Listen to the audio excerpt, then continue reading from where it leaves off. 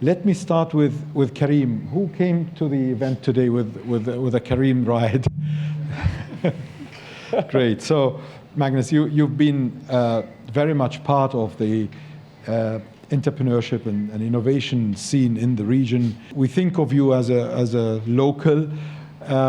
What brought you from Sweden to the UAE, and what was the business case and the drive? Assalamu alaikum. Sabah khair. Good morning, everyone. Thank you for having me. Super excited to be here. So, very briefly, because we have a lot of exciting panelists and a lot of topics to cover, but what brought me from Sweden was love. I came here as a consultant. It was supposed to be 2 months. I met my wife on a bus in Tanzania while working for a Middle Eastern client, and khalas, it was done. So I moved here, lived a little bit all around the region until I landed in the UAE officially in 2010, I guess. And yeah, then life as a consultant is amazing, but it has its limits. So after having a brain surgery and realizing there's more to life than Excel models and PowerPoint presentations, I said, let's build something. And together with my co-founder, Mudassir, Careem was born. So yeah, we started here in 2012.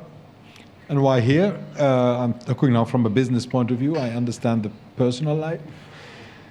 So I think, I could speak about this for hours, but the brief story is, the region is super amazing, right? It's from, we define the broader region from Morocco to Pakistan, including Turkey, 600 million people, very young, open to change, very connected, and typically overlooked as a region from many other big tech players in all sectors. So this is like a very exciting region. So that's the pitch for the region. And then why the UAE? I mean, this was our home. We started because we were here. But also, if you even come from the outside and you want to do something in the region, the UAE is the national place, right? You need access. I always talk about access to 3 things when you start: access to capital, access to talent, and access to markets. And the UAE is phenomenal in all of them. We get talent to come here. This is a fantastic place where there is no hardship allowance to come to Dubai, right? It's probably the opposite. And there's funding to go around, both from the region, and I think international investors believe and trust to invest in companies that are based out of here. And finally, access to markets. I mean, again, if you want to be in the region, if you want to go deeper into Africa, this is the place to be. So great. Let's move into Africa. Ashish, tell us a little bit about yourself, your upbringing, but also the story on the African market. Sure. Thank you so much. Great being here. So my family is originally from India, but moved to East Africa in 1890. So we've been there. I'm a 4th generation East African.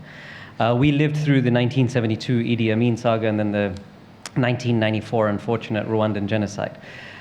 So when we left there, we moved back to Uganda, and we'd lost everything as a family. So I wanted to support the family. So in 1996, I took a $5,000 loan, spent half that money paying my first month's rent, buying a little bit of furniture for a shop in Kampala, and a ticket to Dubai. And in 1996, I came to Dubai onto Khalid bin Walid Street, which is known as the Computer Street, fill my suitcase with motherboards, hard drives, processors, and Monday to Friday, I'd fly back, sell, get the cash, come back here every weekend, and realized everybody from across the continent's doing the same thing. So relocated here in 96 and started extensively trading with Africa. So the Dubai and the UAE as a whole is just a phenomenal hub for Africa. It connects it extremely well. It connects it to the rest of the world. So we chose Dubai as the base. And over the last 25, 26 years, we've made investments across 26 African countries, sub-Saharan Africa. So we haven't done North Africa as such, and spanning various different sectors. But the core focus now is a digital banking business, which is focused on financial inclusion and digital inclusion, which is a huge opportunity across the continent. And Africa, I mean, I can go on about it forever, but it's 6 of the 10 fastest growing economies in the world. And it's just a phenomenal place to do business. It's very misunderstood as a continent. It's really generalized in so many different ways.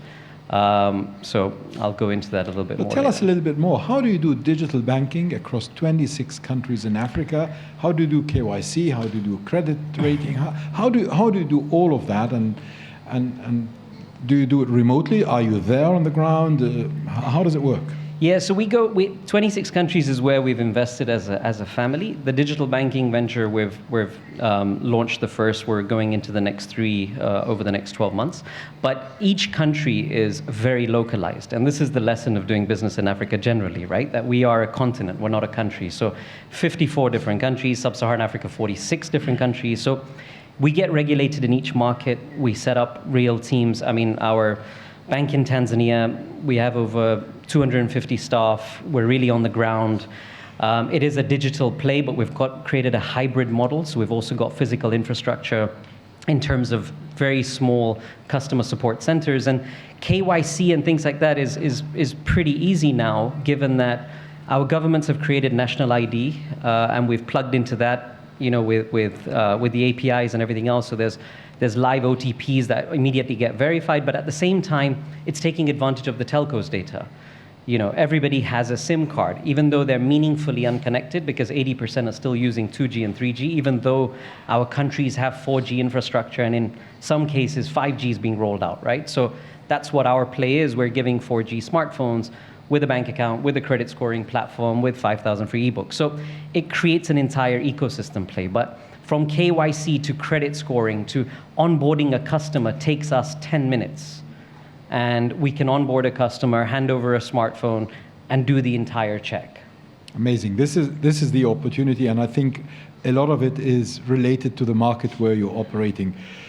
Russell, Canadian, Singapore, the UK, and you ended up in Japan. Right. Buy now, pay later. Yeah, so first of all, thanks to everybody for coming, and thank you to the WGS for the invitation. I'm very happy to be here. I think what I have to say is less specifically relevant and maybe more sort of overarching themes. So as you mentioned, I started a business in Japan 12 years ago.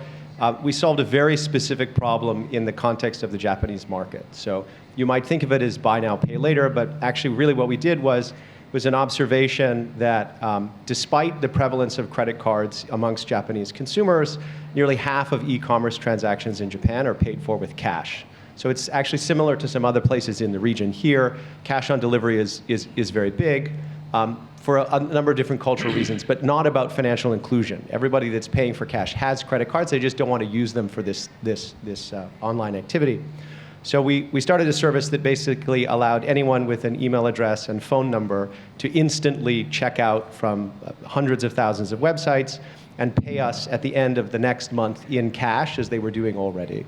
So I'm a Canadian, as you say, born in Singapore. I was in Japan working for Goldman Sachs, and basically just had this observation that somebody should try and tackle this sort of behavior, and then you could use this as the basis of building a financial services company, which we did.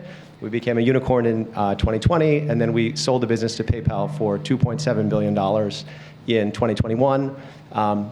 So you can obviously, as a global citizen, you can build anywhere, but you should build for the place that you want to build for. So again, this localization theme, I think, runs true.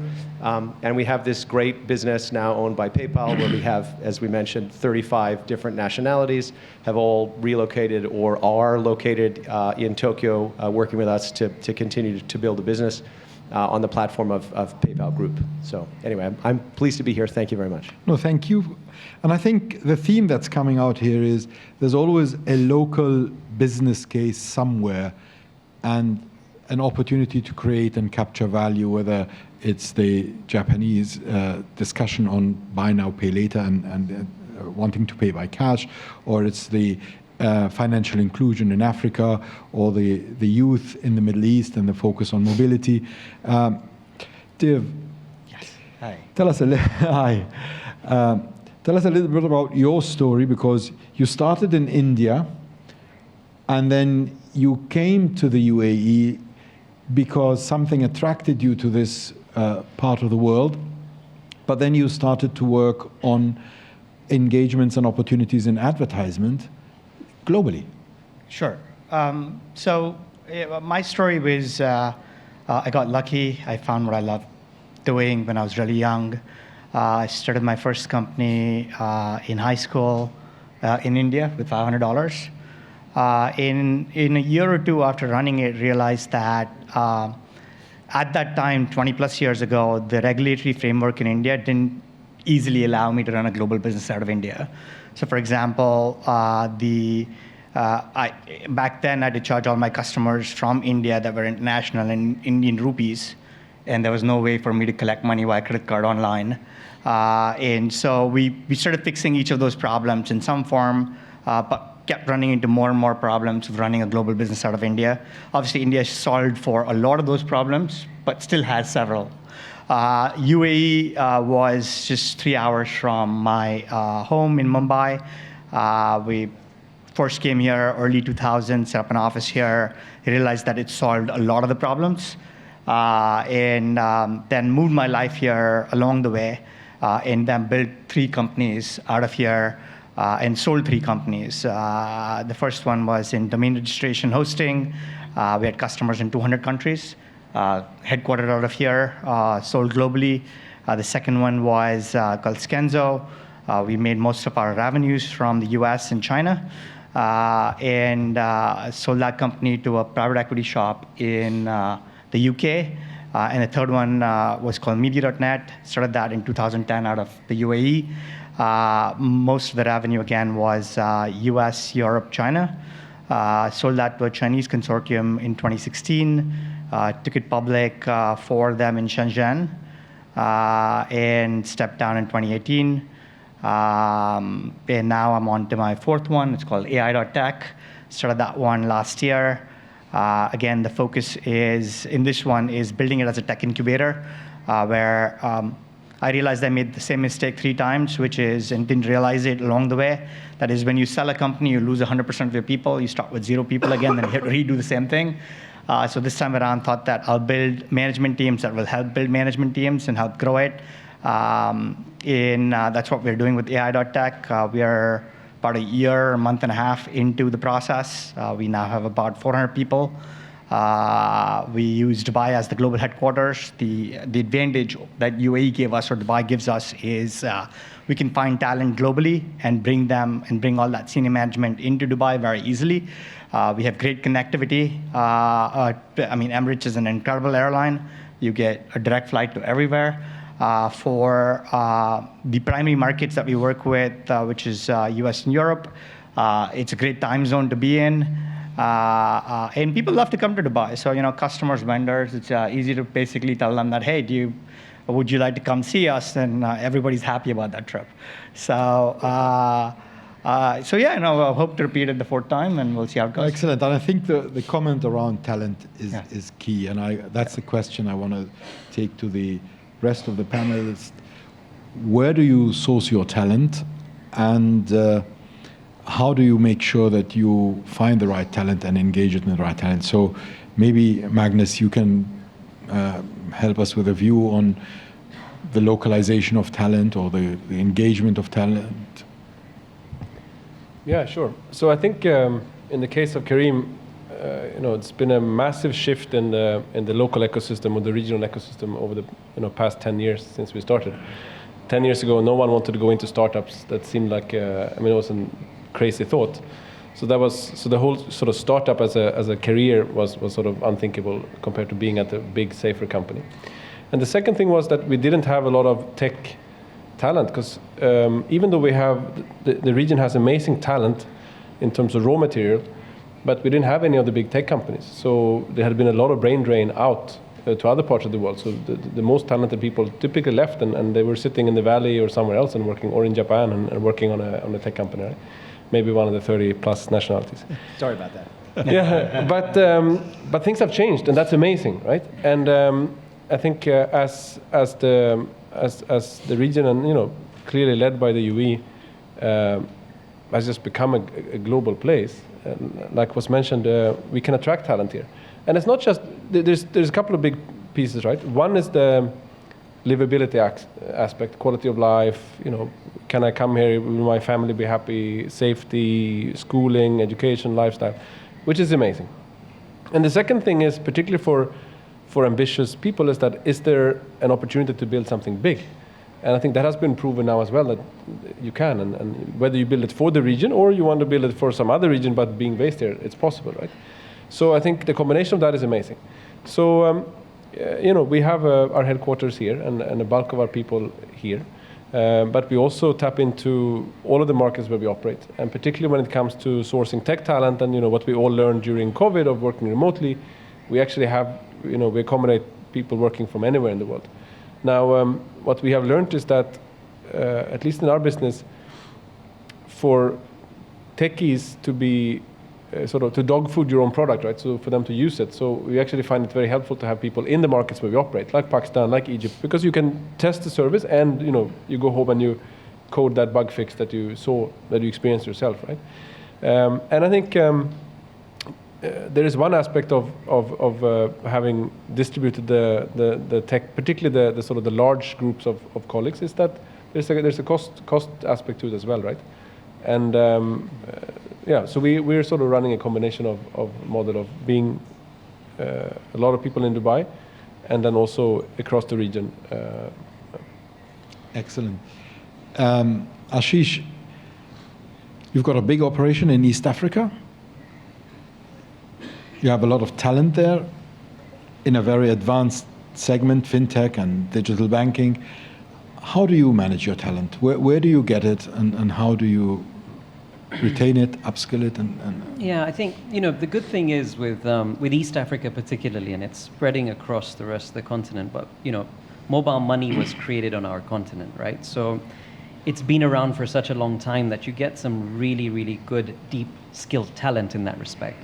In our venture, because it's we have a core banking technology, etc., that hasn't been used as much on the continent. So therefore, we've obviously had to attract some global talent, but all of them are happy to move to East Africa. I mean, like Magnus is the perfect poster person in terms of you can find love there apart from everything else. So East Africa is a great place to live. However, Dubai is still the perfect hub for all of this, right? Especially when you're working across West Africa, East and Central Africa, and Southern Africa.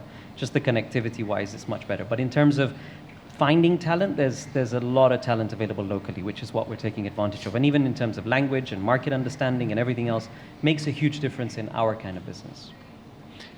Great. Dave? Yeah, sure. I mean, look, all our businesses are tech. Without the right talent, you can't build a great business. And it's not just about, so our strategy has always been, look, find talent wherever it is and let them, stay there. And so obviously COVID's done that for every company. So, and has helped every company figure out how to do more stuff remotely. But in the current business, for instance, we now have several people in the US, because that's the local market that we're force building for in several of these things. We have a large management team here in Dubai. We have a team out of India. We have a team in Eastern Europe. We have a team in China. For the previous company I ran, when I stepped down, we had 3,000 people. Again, we were in, I think, 19 different locations. So for us, it's always been, hey, wherever we find good people, we'll take them. I think a lot of the work for us has been around not just finding the talent, but a lot more has been around retaining the talent and empowering the talent to basically help them grow. Because when we help them grow, that's when the business grows, because as they grow, they'll automatically make that business grow. So I'd say a lot more of my time has always been spent around not just finding people, but working with each of them to help them figure out, what can I do to help you grow more across the next 2, 5, 10 years, and also around identifying and helping them figure out what is it that they want to do. Because as far as work is concerned, we are no longer in school. You don't have to be good at everything, right? You just have to be good at that one thing that you want to be good at. And as long as you can, as an organization, identify what is it that your talent wants to do and what is it that each individual wants to do, and get them to focus on just that, they're happier, which one helps them grow because they want to spend more time doing that. They want to spend more time, and because they enjoy it, they'll stay with you longer. And because that's what they're doing, they'll grow with you, which basically will keep them for a longer period of time also. Excellent. Russell, the workforce of the future. You had people in Japan, 35 different nationalities.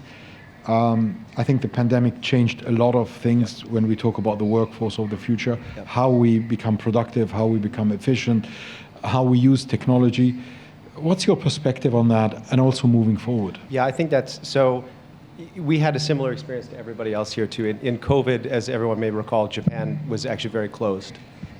So not only do we have more than 30 nationalities with us in Japan, but basically either for people who wanted to move home or people that we couldn't get to move to Japan, which we can do now. I think we have people in 11 different countries. So it really is kind of this hybrid approach where I think, honestly, for culture building, it's better to have everybody with you if you can. But I think everyone here on this stage will have had a similar experience about, you do remote all hands, you do whatever you can to try and still inculcate people into your company culture. And I think some of those things are more effective. Like, interestingly, it's great to be here in person with everybody. I think in particular if there's interaction, it may be easier, whatever, you can get a feel. But there are some people for whom actually partaking in a town hall instead of having hundreds of people in a room, and they might be shy to ask a question, it's easier for them to actually post a question into a Zoom chat or something like that. So I think that there are, at least for me as a leader, if we're able to take some of the good parts that came out of the adaptations that we had to do through COVID and more remote working and other things and keep them, and then also still be able to supplement, for example, I think brainstorming over Zoom is terrible. Like if you really want to sit down and solve a big problem, or you have some real personality clash or some high touch, very human interaction still has to be done in person, is much better done. But I think the workforce of the future is as everybody else here has also touched on, in getting a group of leaders in your organization that are themselves, fostering and building leadership skills all the way down the org, I think is going to be more and more important, and people are going to want that in their careers and where they work. And then also just facilitating to allow people to work as they want, where they want. I don't think we can put that genie back in the bottle, despite what Jamie Dimon and David Solomon and all these Wall Street guys would like to do. I think the workforce of the future really is going to be more empowered, have more choices, and honestly, is going to work globally on bigger and bigger stages and problems. And I think that's great for all of us. Excellent. We heard that Dubai announced the economic agenda, D33. It's been the talk of the town, at least during the government summit. A big focus was on unicorns, creating 30 unicorns, on supporting 30 unicorns in the next decade. In 1 minute, what's your view on what needs to be done here to support that vision? Shall I go first? Okay, yeah. Look, hopefully I'll do one. Let's do it. Okay. So I think there's two things. Dubai already gets so much right in terms of quality of life. I think it's very good in terms of regulation. Again, having built a business in Japan, Japan was very nice because you had solid rule of law and you sort of, you could go and do it. I think that has it here in spades. And I think that basically, there is talent, there's capital, and I think there's opportunity, but I think it's going to have to be global businesses, exactly to Magnus's point. But what a great place to do it from. So, yeah, inshallah, let's have it happen. Thank you. Magnus? Yeah, I think, first of all, we should call them unicamels, right? So unicorns born out of the desert. But I think what I want to highlight in a forum like this, with a lot of distinguished guests from all around the world, is that what's remarkable to see is that the UAE government has really understood that it's not just about attracting companies and attracting investments. You need to do that too, but it is about attracting talent. And talent, yes, it is about livability. That's important, all the aspects we talked about, and that's happening. But it's also about some of the more, hard-hitting things like how easy is it to get a residency, and all these things are moving as well, right? Golden visa is here, come here. Family law, you can be comfortable with, how things happen and are being regulated when you think long-term planning for your family. So, as long as we keep solving for talent, and I think we're leading that. The UAE is going around the globe looking for let's find the best talent and bring it here. And, then that's all you need. You bring the talent here, make it, the magic happens, and then these unicameras will pop out. They will pop out. Great. Dave? Look, I've seen Dubai grow every year for the last 15 plus years, 17 plus years that I've been here. I think of it as a startup. It doesn't get everything right on day zero, and it can't. But it knows that and identifies that and keeps looking for the right type of feedback to evolve. So every year we see that it puts into place changes that will create a large impact. I think D33 is part of that. By announcing it and thinking through, hey, what do we do for the next level of growth? I think it's them thinking through what do we need to do, what do we need to bring in. And there are many things that need to be brought in, right? I mean, also, like, if you think about the UAE, it's only 50-something years old as a country. So there's a lot of what the Western countries have gone through, it's had to go through in a much more rapid time. And it's continuing to do so. I think in terms of evolution that is needed, I think from a regulatory standpoint, there's a lot that has been done, but there are many things that can be done. So for example, if you look at the complex capital structures that are available to you in the US, if you look at the court systems that are available in more developed countries, they exist in Dubai, in UAE, in parts like the DIFC has its own system, but to basically make that bigger would obviously be more helpful to the country, right? So today, if DIFC kind of framework can be basically put across everything, then that would make it easier. So I think there are many things that can be done, and I think that the UAE government is doing a good job of consolidating all the feedback and continuously iterating through what is needed to be done and moving as quickly as they can. Great.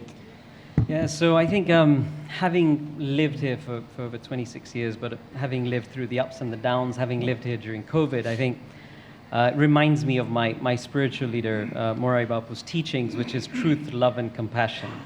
And I think really that defines this place. It has a real soul, it has depth, and I think as everyone has said, they're really listening, they're making it super entrepreneurial friendly, and therefore Soonicorns and unicorns friendly. Great, thank you. I think I want to thank you all for this great insight.